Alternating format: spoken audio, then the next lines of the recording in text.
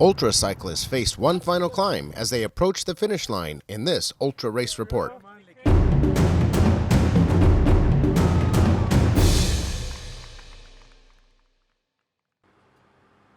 As morning was breaking, Rob Morlock was still moving forward after a long, cold night. How you doing, Rob? No tires. I bet. The Freebirds were cruising downhill and picking up some good speed as they were more than halfway to time station 6 and Fallon. Once we got a chance to talk to rider Jose Loreno, the one thing that was on his mind was getting a coffee. 7:10, 7 something like that. Hey, it's time for coffee. The Nervous Ticks were just a bit ahead and still charging forward as they were happy the cold and night was finally over. See?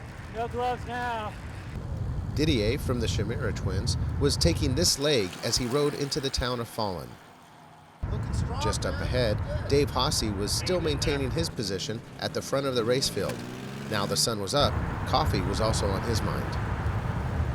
Gotta find me some coffee. Although he was maintaining a good pace, his time off the bike was really adding up. The time station 6 in Fallon is at the 438-mile mark in the race. Colin Stokes was ready to ride as Dave came into the station. While Dave was in the station getting a coffee, the Chimera twins took advantage of this opportunity and pulled into the front of the race field. You got a car coming up on you about 200 yards back. Good luck. Dave, in total race mode, downed his coffee, made his mixture, and hit the road.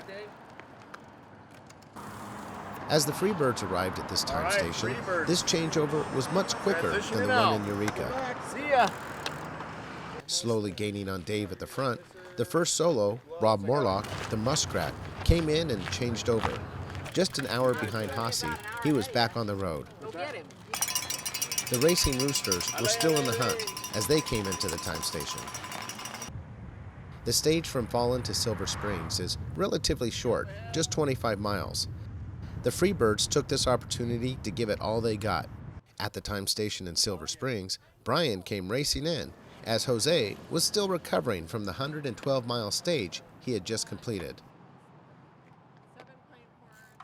Just ahead, Dave ran into some trouble on the road. I got 2 flats leaving Fallon. Luckily, he had enough tubes, but that was just more time off the bike. The Nervous Ticks were now on their last leg and holding first in the 4-person division as they cruised down Highway 50 to the 6 Mile Canyon turnoff. Once racers enter 6 Mile Canyon, they will climb nearly 2,500 feet over the next 10 miles as they approach Geiger Summit. The Chimera twins, leading the race field, were the first to enter. As Didier entered the town of Virginia City, his team was standing by to cheer him on. The last stretch of the climb to Geiger Summit is a killer after nearly 500 miles of riding. But once riders arrive, they have a quick and windy downhill into Reno, where for the first time, they can spot the finish line. And Didier didn't take long to get there, arriving in the parking lot of the Atlantis Resort with a time of just 28 hours, 3 minutes, and 21 seconds. For the first time ever, the Chimera twins are the first to cross the finish line and first place in the 2-person division for the 2015 Silver State 508. It's the most awesome experience I've had so far racing. How about you, Didier? It's crazy. We didn't expect this to happen, No, so no. this is bonus. It was 10 minutes on our best. That was the goal. Soon after, it was the Nervous Tick to cross the finish line. The first 4-person team had a time of 28 hours, 31 minutes, and 16 seconds. This being the 5th finish for 3 of the riders and the first for 1 of them. Yeah, we started Team 5 years ago, and it's kind of come and gone. And Pete was nice enough to fill in for us this year. We had a last-minute substitution, so. Making his way through Reno, Dave Hossey was navigating the last few miles to the finish. After over 30 hours on the bike, the directions were getting challenging. As long as I get the directions right.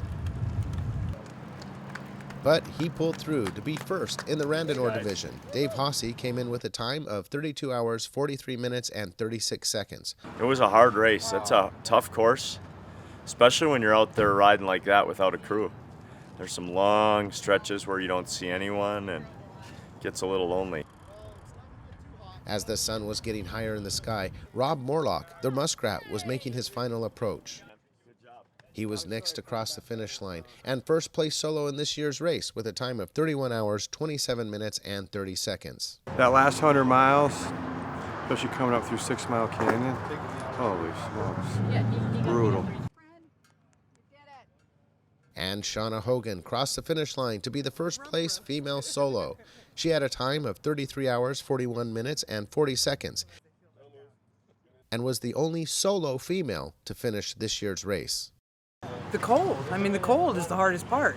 I mean, it started climbing up the Austin Summit, right? On that climb, my legs were like frozen slabs of meat. And it's just so slow and tedious, and it hurts, you know, and it's just so unlike you know what I mean?